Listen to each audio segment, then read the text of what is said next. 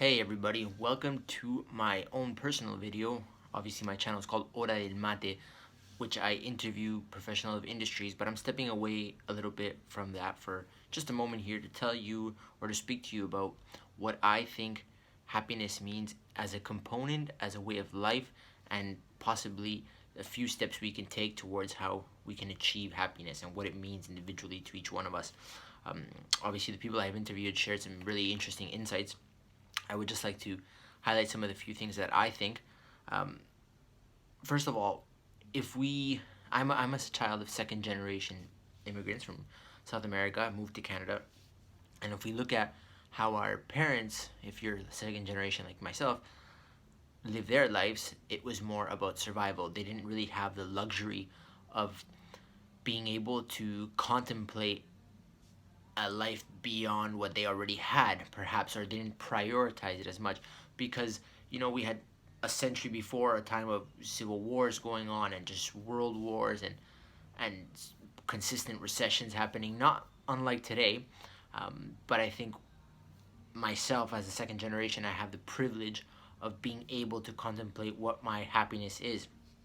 We're taught in, I think, mostly capitalist society. It's not a bad thing, but we're taught to consistently we're taught the system. So we're taught go to school, go to elementary school, high school, either university, college, graduate, find a career, a job, get married, and move on.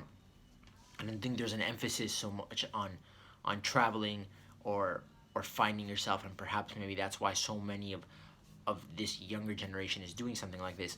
Um, so I would like to highlight that in order for you to find that ultimate state of happiness or enlightenment, if you will, first off, you need to get lost. You need to completely lose yourself in the middle of nature or traveling. And this isn't stepping aside from the objectives of your superficial life, but it's more so to isolate yourself from what that really means, to understand what it actually means. By doing so, you learn to appreciate everything that involves. So if you're going for weeks at a time or you're going for a year traveling, you learn to discover who you really are, especially when tough situations hit, because that's what happens when you travel. That's what happens when you're in the middle of nowhere with nothing to you can't go to your local grocery store and buy food. Portaging, for example.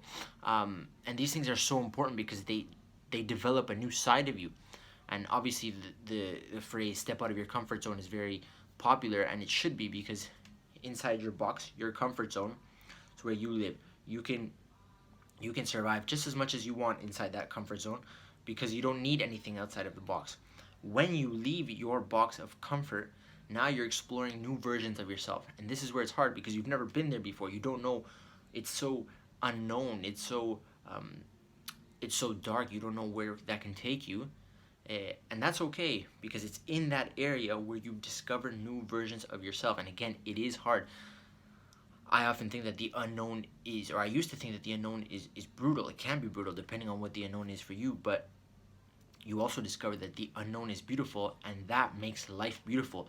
You realize that happiness is a choice, it's a state of mind. You wake up every day and deciding, this is my mood, not just feeling and then doing. You wake up deciding how you're going to live your life, and then your feelings follow.